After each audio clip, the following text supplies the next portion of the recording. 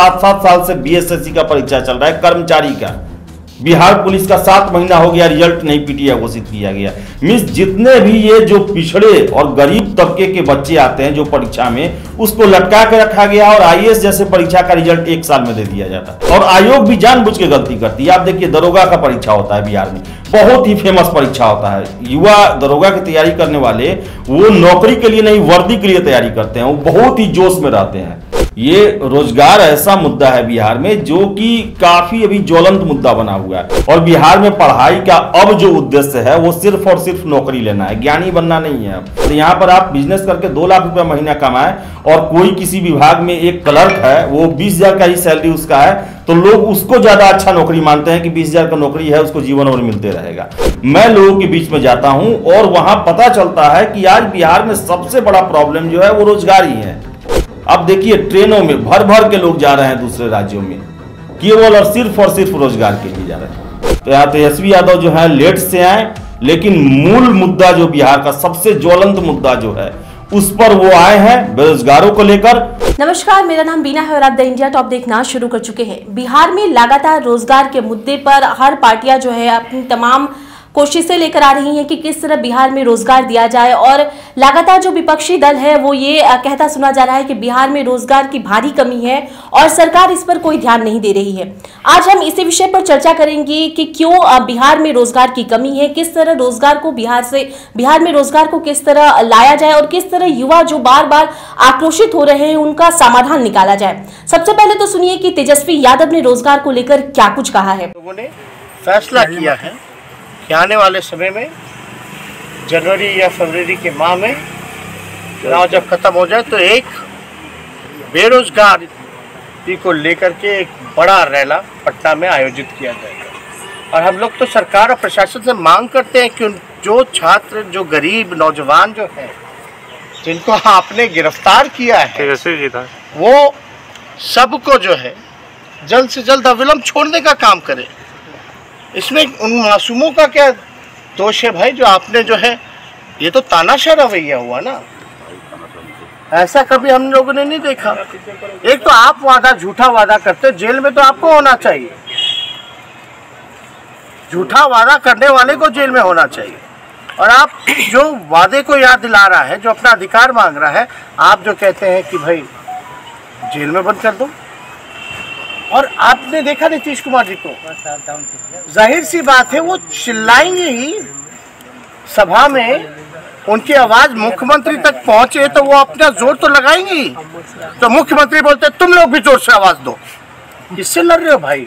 आपको बता दें कि इस मुद्दे पर बात करने के लिए हमारे साथ आदेश जी हैं, जो कि लगातार स्टूडेंट हित में काम करते रहे हैं। कई सारे स्टूडेंट के आंदोलनों को उन्होंने कवर किया है और इनका बीट भी रोजगार और जो है स्टूडेंट के हित के लिए है। तो मेरा पहला सवाल है कि उपचुनाव होने वाले हैं, इससे पहले मतलब आखिरी समय में तेजस्वी यादव को रोजगार का मुद्दा क्यों याद आया? देखिए, 2020 का जो विधानसभा चुनाव हुआ था, पहली बार ऐसा बिहार में हुआ था कि पूरा इलेक्शन जो है वो रोजगार के मुद्दा पर लड़ा गया था। और तेजस्वी यादव को काफ़ी समर्थन भी मिला था, क्योंकि वो युवा हैं और उन्होंने काफ़ी मजबूती से, देखे तो ये ऐसा चुनाव था जिसमें ना उन्हें किसी मंदिर में जाना पड़ा, ना किसी मस्जिद में जाना पड़ा, ना किसी गुरुद्वारे में जाना पड़ा। वो सिर्फ और सिर्फ रोजगार का बात किए, रोजगार का मुद्दा उठाएं। क्योंकि बिहार में आप देखेंगी तो जितना भी ट्रेन चलता है, उस ट्रेन में 90% लोग दूसरे राज्यों में रोजगार के लिए ही जाते हैं। और सालों भर जो ट्रेन रहती है वो बुक रहती है, हवाई जहाज सभी लोग जाते हैं। तो रोजगार तो मुद्दा है ही है, और इसका फायदा उन्हें नजर आया। राजद जो है बिना लालू यादव के पहला इलेक्शन लड़ रही थी, उसके बावजूद वो सबसे बड़ी पार्टी बनी। और आप देखिए कि 2 उपचुनाव का समय था ये, और उपचुनाव में जो है पूरा दमखम लगाए हुए हैं ये, अपने सारे विधायकों को हर एक पंचायत में बैठाए हुए हैं जाति के अनुसार। जब कन्हैया और पप्पू यादव इनके खिलाफ आए तो ये लालू यादव को भी दिल्ली से बुला के लाए। लेकिन इन सब के बावजूद ये कोई कसर नहीं छोड़ना चाहते हैं। तब उन्हें याद आया अपना तुरुप का पत्ता।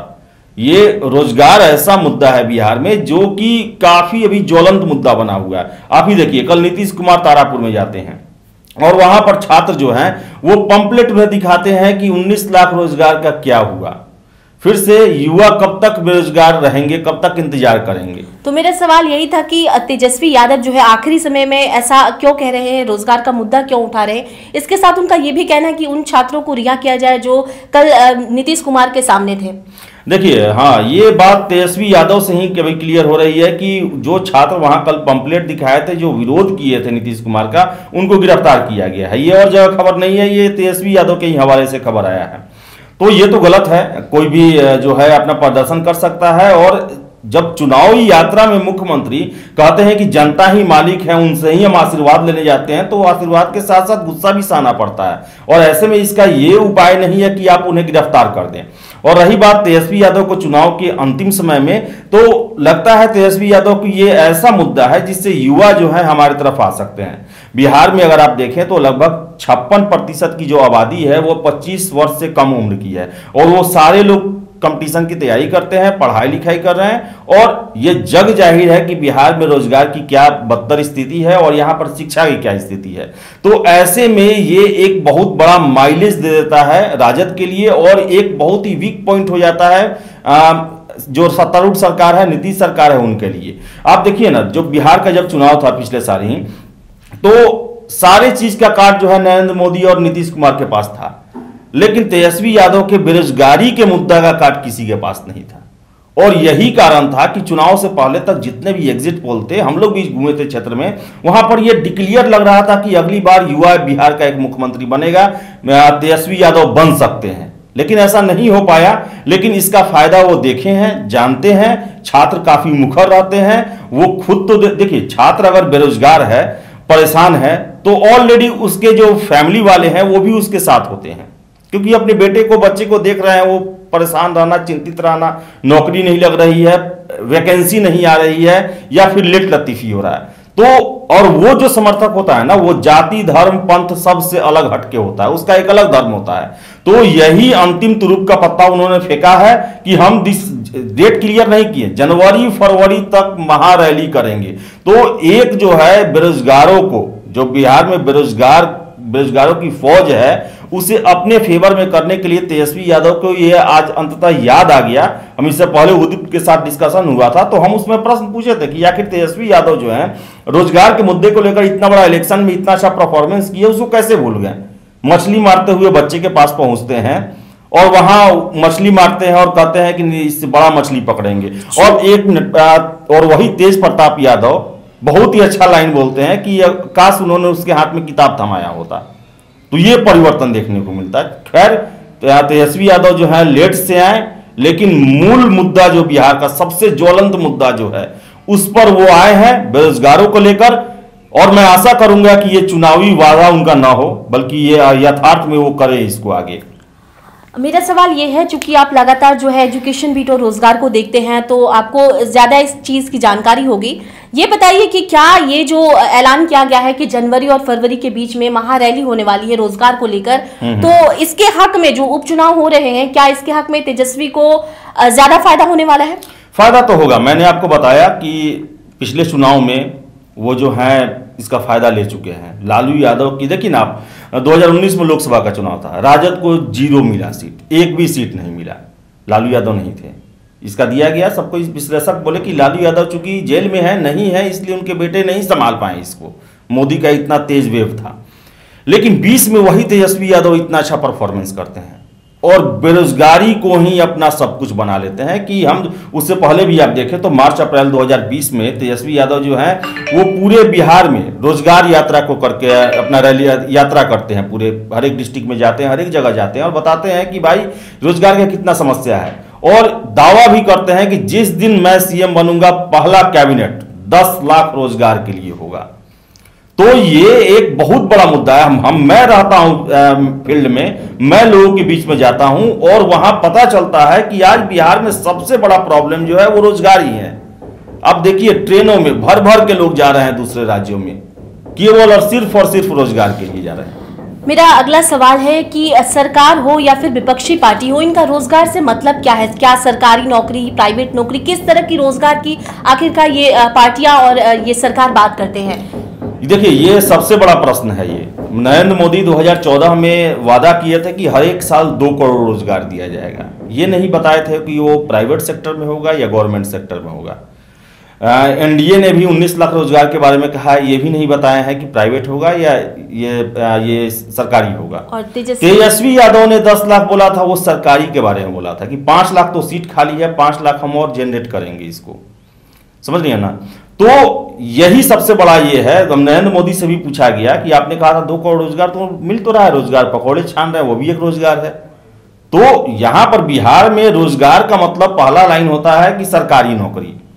यहां पर काम तो सब कोई करता है, लेकिन उसको रोजगार नहीं मानते। यहां पर आप बिजनेस करके 2 लाख रुपया महीना कमाए और कोई किसी विभाग में एक क्लर्क है, वो 20,000 का ही सैलरी उसका है, तो लोग उसको ज्यादा अच्छा नौकरी मानते हैं कि 20,000 का नौकरी है, उसको जीवन भर मिलते रहेगा। और बिहार में पढ़ाई का अब जो उद्देश्य है वो सिर्फ और सिर्फ नौकरी लेना है, ज्ञानी बनना नहीं है, विशेषज्ञ बनना नहीं है।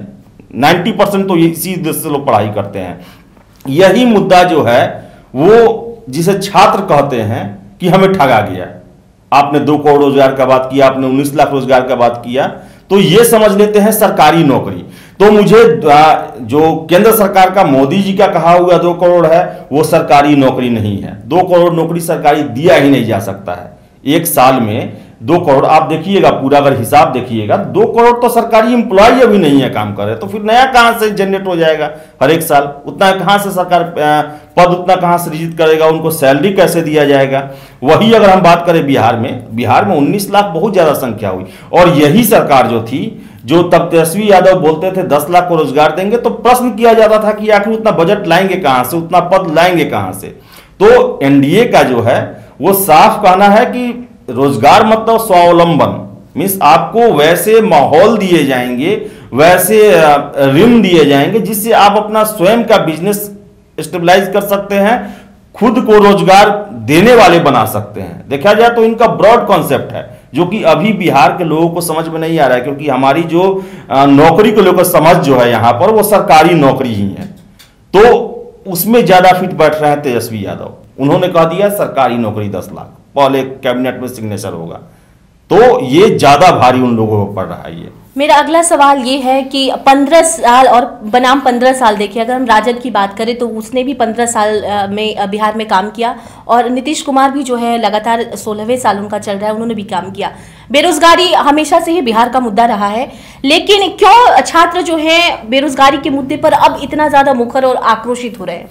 देखिए, दोनों अगर हम जाएंगे तो दोनों के काल में जाना होगा, दोनों के समय में जाना होगा। 90s का जो दौर था, उस समय बहुत सारे लोग खेती भी करते थे, और अब क्या हुआ, बाद में ऐसा जमाना बदला कि उसके बाद अब खेती जो है बिहार में, वो सबसे बेकार काम माना जाता है। वो माना जाता है कि जो कुछ नहीं कर सकता वो कृषि कार्य करेगा। लालू यादव के समय में ये प्रॉब्लम उतना नहीं था, उतने लोग पढ़ते नहीं थे। नीतीश कुमार हर एक को स्कूल तक पहुंचाएं, साइकिल बांटे, पोशाक बांटे, मिड डे मील चल रहा है, तरह तरह की योजना चला रहे हैं, तो ये सब लोग अब शिक्षित हो रहे हैं। तो बिहार में शिक्षित होने का मतलब ही होता है सरकारी नौकरी प्राप्त करना। तो अब क्या है कि ये जब ज्यादा संख्या में आप शिक्षित हो रहे हैं, तो ज्यादा संख्या में रोजगार की मांग हो रही है, और उतना ज्यादा रोजगार आप दे नहीं सकते हैं, सरकारी में जगह कम है, सरकारी में दे नहीं सकते हैं। और प्राइवेट सेक्टर में सबसे बड़ा दुर्भाग्य रहा क्या कि हमारे जितने भी कृषि आधारित उद्योग थे, वो इन 30 सालों में बंद हो गए, और फिर से बिहार में कोई उद्योग नहीं लगाया गया। मानव संसाधन को इंगेज करने का कोई भी व्यवस्था नहीं किया गया। कोई भी यहाँ पर न बीपीओ कंपनी आया, ना मल्टीनेशनल कंपनी आया, ना कोई नया उद्योग धंधा का ये हब बन पाया, और ना ही कृषि उद्योग नए स्थापित किए गए। तो यहाँ पर क्या हुआ, शिक्षितों की संख्या ज्यादा हो गई, नौकरी मांगने वालों की संख्या पहले के तुलना में कई गुना बढ़ गया, और वो सारे नौकरी मांग रहे हैं। नौकरी का मतलब क्या है, सरकारी नौकरी, और सरकारी मांगने वाले लाखों में और सरकारी नौकरी सैकड़ों या हजारों में रह रहा है। तो फिर यही जो फ्रस्ट्रेशन है। और मैं आपको बात बता दूं, बिहार में देखिए, बेरोजगारी हमेशा से देश की प्रॉब्लम रही है। ऐसा नहीं है कि आज से 40 साल पहले सबको रोजगार मिला हुआ था, लेकिन अभी जो हम रोजगार के लिए सबसे बड़ा दोषी जो मानते हैं, वो यहाँ के आयोग को मानते हैं। जो आयोग जो यहाँ परीक्षा कंडक्ट कराती है, वो पूरी तरह से जो पारदर्शी तरीका जो अपनाना चाहिए वो नहीं अपनाती है। जानबूझ के गड़बड़ी की जाती है, कोर्ट में मामला ले जाया जाता है, सड़कों पर धरना प्रदर्शन चलता है, लेट लतीफी की जाती है। और ये जो गुस्सा है ना, ये गुस्सा लोग आयोग का न समझ के सरकार का समझते हैं, क्योंकि आयोग को देखा जाए तो सरकार ही हैंडल करती है ना, कार्रवाई नहीं होता है। तो ये फ्रस्ट्रेशन जो है और ज्यादा उनका उबाल है कि भाई आप तो एक परीक्षा कम, नौकरी कम दे रहे हैं, नौकरी होने पर भी है कि वैसे लोग भर जा रहे हैं जो कि गलत तरीकों से घुस रहे हैं, धांधली की जा रही है, ऐसा आरोप लगता है। और जो भी नियम कानून जो परीक्षा को लेकर है वो नहीं अपनाया जाता है।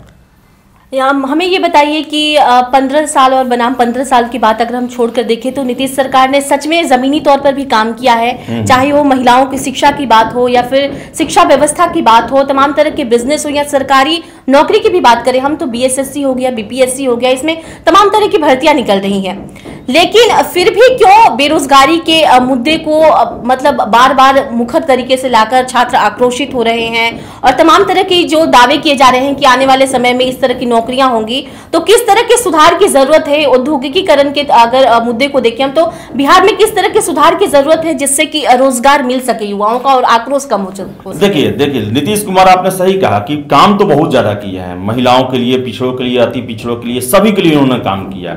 एक इंफ्रास्ट्रक्चर बनाया बिहार में कि बिहार दौड़े आगे।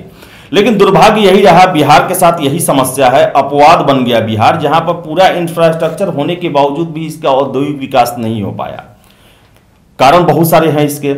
और दूसरा चीज आपने पूछा कि जो उद्योग बनाना, जो एक इंफ्रास्ट्रक्चर बनाने से यहाँ के लोगों को रोजगार मिल पाए। देखिए 2-4 समस्याएं बिहार के साथ। एक तो है कि हमने जो है कि कृषि आधारित उद्योग जो भी पहले थे, मैं हमेशा इसका चर्चा करता हूं, हर एक जिले में चीनी मिल, पटसन उद्योग, पेपर मिल, ये सब हुआ करता था। उन सभी को हमने ध्यान नहीं दिया, सरकारी बेरुखी के कारण वो बर्बाद हो गए और उसके बदले में कोई नया कृषि आधारित उद्योग हमने लगाया नहीं, जिसके कारण जो किसान थे वो आज मजदूर बन गए। दूसरे राज्यों में जाके वो मजदूरी का काम करते हैं, रिक्शा चलाते हैं, तांगा चलाते हैं, जो भी अपना काम, ऑटो चलाना या फिर राजमिस्त्री का काम करना, जो भी है वो करते हैं वहां पर। दूसरा चीज, जनसंख्या बहुत ज्यादा है बिहार में। देश में देखें तो प्रति वर्ग किलोमीटर सबसे अधिक जनसंख्या का दबाव बिहार में ही है। और जमीन का जो प्रति व्यक्ति जमीन धारिता जो है वो भी सबसे कम बिहार में है। और ऐसे में जो सरकार अगर किसी इंडस्ट्री के लिए भूमि अधिग्रहण करना चाहती है, वो एक बहुत बड़ा पेच फंस जाता है यहाँ पर। तीसरा चीज है कि हमने कृषि को डेवलप नहीं किया। हमारा मानिए आधार है हमारा, तो कृषि को हमको बना के रखना चाहिए था। आप ही देखिए ना, हरियाणा के पास भी कोई जो है वो खनिज नहीं है, केवल वहां पर क्या है, कृषि को डेवलप किया गया। पंजाब को कृषि को डेवलप किया गया और आज देश के सबसे समृद्ध राज्य हैं, तो वो हमने डेवलप नहीं किया। फिर से है कि हमने संभावनाओं को नहीं तलाशा। बिहार में टूरिज्म है, गंगा नदी इस राज्य के बीचों बीच से गुजरती है, गंगा टूरिज्म को हमने नहीं अपनाया। फिर से आपको बात करें, यहाँ पर जो भी प्राकृतिक जगह है उनको हमने टूरिस्ट हब नहीं बनाया। हम जो है दुनिया पूरा राज्य जो है बिहार के जितने भी हैं वो क्रिकेट से एक बहुत बड़ा आमदनी करते हैं। आईपीएल का मैच होता है, इंटरनेशनल मैच होता है, वहां पर होटल टूरिज्म सब कुछ इसके माध्यम से बढ़ता है। बिहार में एक 5 स्टार होटल तक नहीं है, जिसके कारण स्टेडियम तक नहीं है, जिसके कारण एक इंटरनेशनल मैच तक नहीं हो पाता। और इतने बड़े आबादी को, 14 करोड़ की जनसंख्या को महरूम कर दिया गया है क्रिकेट और स्पोर्ट्स जैसे समृद्ध सेक्टर से, जहां पर युवा अपना भविष्य बना सकते हैं।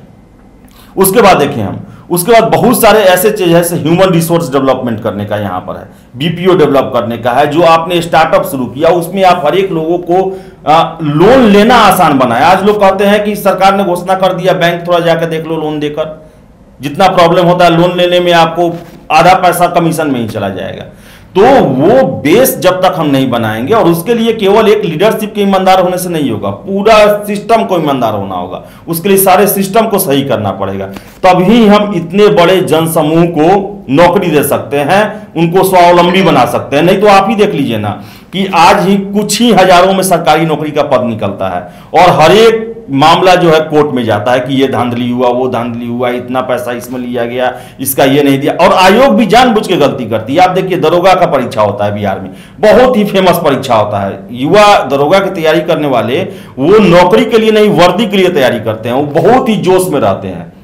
और उसमें देखिए परीक्षा में OMR सीट, OMR कॉपी जो है स्टूडेंट कॉपी लिखा रहता है वो नहीं दिया जाता है, क्वेश्चन पेपर नहीं दिया जाता है, आंसर शीट जारी नहीं किया जाता है, नंबर जारी नहीं किया जाता है। एकदम से क्या कहा जाए असंवैधानिक तरीका को अपनाया जाता है। 7-7 साल से BSSC का परीक्षा चल रहा है, कर्मचारी का। बिहार पुलिस का 7 महीना हो गया, रिजल्ट नहीं PTI घोषित किया गया। मींस जितने भी ये जो पिछड़े और गरीब तबके के बच्चे आते हैं जो परीक्षा में, उसको लटका के रखा गया और IAS जैसे परीक्षा का रिजल्ट 1 साल में दे दिया जाता है। तो ये सब फ्रस्ट्रेशन है यहाँ पर। केवल देखिए, सरकारी नौकरी सभी जानते हैं कि उतना जनरेट नहीं किया जा सकता है, लेकिन हर एक साल लिया जा सकता है, पारदर्शी तरीके से लिया जा सकता है। और इससे क्या होगा कि जो छात्र 5 साल बाद जिसको पता चलता है कि वो PT मेरा नहीं हुआ, उसको और 3 से 5 महीने में पता चल जाएगा और वो अपने आप को असेसमेंट कर लेगा कि नहीं, हमसे नौकरी नहीं निकलेगा, कोई दूसरा रास्ता में किया जाए। लेकिन आप क्या करते हैं, एक एक परीक्षा में 8-8, 10-10 साल फंसा के रखते हैं। उसके बाद क्या होता है, वो जो समय जो है ना, बर्बादी जो है, वो गुस्सा और प्रतिकार का रूप ले लेता है। और वही आज झलक रहा है आज सभी जगह पे। आदेश जी, मेरा आखिरी सवाल है, क्योंकि बहुत वक्त हो गया है इस डिस्कशन को, तो मेरा आखिरी सवाल ये है कि किस तरह बिहार के, आपने बताया कि आयोग की गलती सबसे ज्यादा होती है, लटका के रखा जाता है छात्रों को, तो आपको क्या लगता है कि किस तरह इसमें सुधार किया जा सकता है? सुधार के क्या कुछ ऑप्शन है यहाँ पे? देखिए, सबसे पहले तो सुधार के लिए मेरा जो मानना है कि जितने भी आयोग हैं यहाँ पर, उस पर जितने ये रिटायर्ड IPS IAS लोग को उसका अध्यक्ष बनाया गया। आपको मैं बता दूं, BPSC के RK महाजन जो कि IAS है, रिटायर्ड है। BPSSC जो कि दरोगा का बहाली करती है, उसके रिटायर्ड IPS हैं सुनीत कुमार। BSSC बिहार कर्मचारी चयन आयोग, रविंद्र कुमार, रिटायर्ड IPS। फिर से केंद्रीय चयन परिषद जो सिपाही, बिहार पुलिस में सिपाही की भर्ती करती है, उसके रिटायर्ड IPS हैं KS द्विवेदी जी। बताइए, रिटायर्ड लोग को आपको लगाने की क्या जरूरत है? जब ये आयोग है तो ऑन सर्विंग ऑफिसर को आप लगाएं और कैलेंडर फॉलो करवाएं कि हमें इतने दिनों के अंदर में ये परीक्षा पूरी हो जानी चाहिए। आप प्रश्न पत्र ही गलत लिख देते हैं तो छात्र क्यों नहीं आपके खिलाफ कोर्ट में जाएंगे? आप ही बताइए, BPSC राज्य का सबसे बड़ा परीक्षा होता है और उसमें मुझे आज तक इस समझ में नहीं आया कि एक प्रश्न जो जिसका आंसर था कि बाबू कुंवर सिंह ने 1857 की लड़ाई में कहां से प्रतिनिधित्व किया था। आपको भी पता होगा कहां से किया था, आरा से किए थे वो। जज को भी ये पता था। वो प्रश्न उसका आयोग के द्वारा आंसर चेक करवाया गया पटना। और छात्र जो 1 नंबर के कारण हजारों छात्र बाहर हो रहे थे, वो हाईकोर्ट चले गए और हाईकोर्ट के जज साहब भी बोल रहे हैं कि हम भी जानते हैं आ रहा है। तो अब BPSC वो तो किसी काऊ मतलब एलिफेंट भी वो ये करा देगा, वो प्रूफ करा देगा। तो कोर्ट अंत में कहता है कि आप एफिडेविट जमा कीजिए, इसको शपथ पत्र। और वो शपथ पत्र में क्या देते हैं कि बाबू कुंवर सिंह लड़े तो आरा से थे, लेकिन मानसिक रूप से वो पटना से लड़ रहे थे।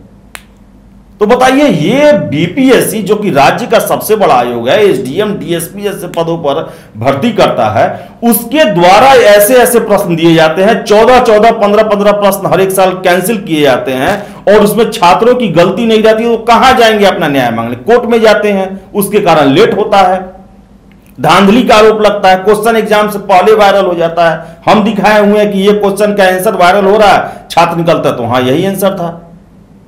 तो ये सब चीज जब तक नहीं होगा, सबसे पहले किसी भी चीज का मुखिया, मैं हमेशा कहता हूं करप्शन जो है टॉप से बॉटम पे आता है, ऊपर से नीचे आता है। जब तक ऊपर को हम सही नहीं कर, रिटायर्ड वैसे लोग को बैठाया गया है जो कि लालू राज और जो कहा जाता है कि जंगल राज था, बिहार बीमारू राज्य था, उस समय के अफसर लोग को बैठाया गया है जो कि कुछ नहीं कर पाए। उनको आज क्यों बैठाया गया? आप ऑन सर्विंग अधिकारी को रखिए जिससे आप पूछ सकते हैं, जिसको अपना परफॉर्मेंस देना होता है। इन लोग तो रिटायर हैं, ज्यादा कुछ होगा तो सरकार इनको हटा देगी, इस तरह भी रिटायर्ड है ये।